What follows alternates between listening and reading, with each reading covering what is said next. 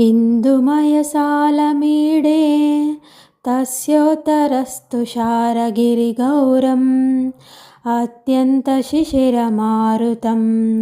अनयोर्मध्यं च चन्द्रिकोद्गारम्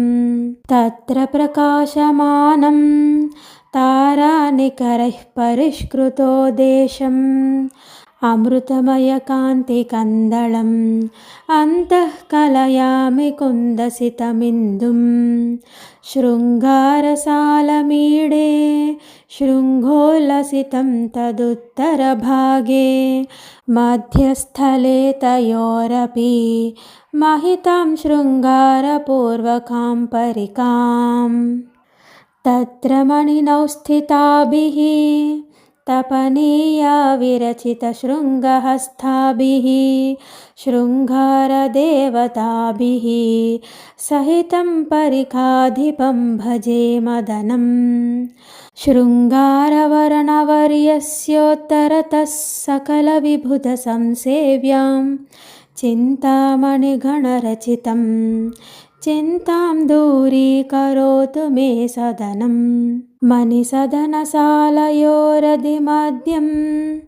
दशतालभूमिरोहदीर्घैः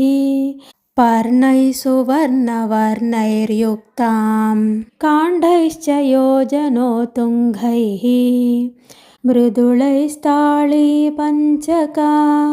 माणैर्मिलिताञ्च केसरकदम्बैः सन्ततगलितमरन्ध्रस्रोतो निर्यन्मिलिन्दसन्दोहम् पाटीरपवनबालका धाटी निर्यत्परागपिञ्जरितां कलहंसीकुलकलकला कोलं कशिनिलदनिजयकमनीयम्